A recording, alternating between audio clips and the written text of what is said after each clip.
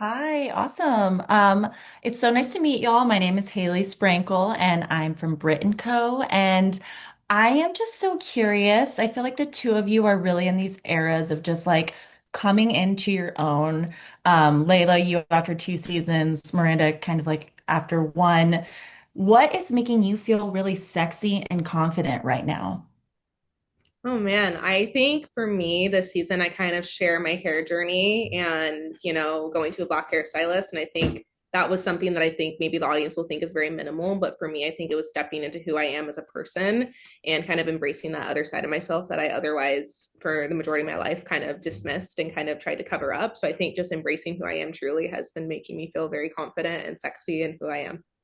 I love that. What about you, Miranda?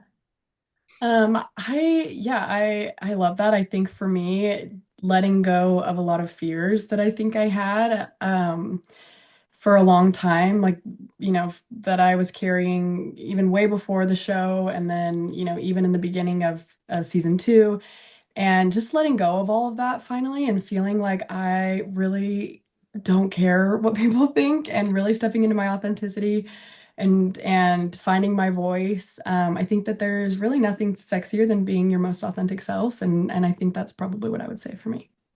I love that so much. I think that's so special. And I don't think any of that stuff is small. I think it's pretty major to really, accept all of yourself in all the different facets, whether it's how you need to get your hair done or, how you're being authentic. I think that's really awesome. Something that I think might also seem small, but is big in the community is I know dirty sodas are major. And so I'm curious, do y'all have any hacks for people who are looking to get into the dirty soda world? Like, what's your go-to drink? Oh, I think don't be afraid to try different flavors, and try things that you maybe don't think would pair well together. For me, I gave up soda. It was a long time coming, and I used to be the biggest Mountain Dew addict. It was atrocious. I would drink a 44 ounce every single day, 7 days of the week. It was really, really bad. So I finally gave that up, and I feel like it benefited my health. I think I was going to die at 40 if I didn't. So now I normally just do like water with like a fruit in it, but that's my go-to order. But Miranda, Yeah, I usually do like a water too, one of those strawberry waters. Me and Layla's go-to orders are similar. But if you're wanting to get into the dirty soda, I think a good classic for me would be going and getting. I'm a Dr. Pepper girly if I am drinking soda, so getting a Diet Dr. Pepper and maybe lime, and whether it's coconut syrup or like creamer from the store, and there you go, there you have it. All of those sound so good. Like suddenly I'm like, wait, what do I have in my fridge right now? Um, I think it's so fun. Like I think that's such a fun way for y'all's personalities to come out as well. And I think like it must be so crazy to be on TV and have a lot of people have thoughts about your personalities.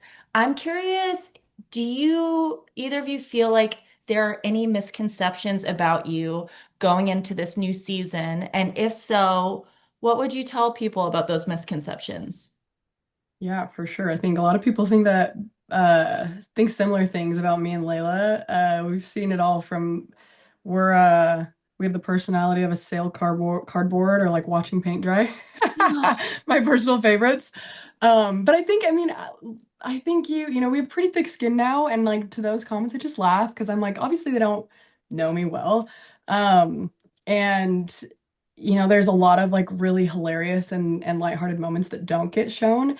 And that's where we have an opportunity on our own platforms to kind of showcase more of our personalities. And I think as time goes on, people will continue to see more and more of us and our, more outgoing and comical selves as well as, our more fiery sides. And I'm excited for everybody to see, more of those sides and get more of a feel of who we actually are.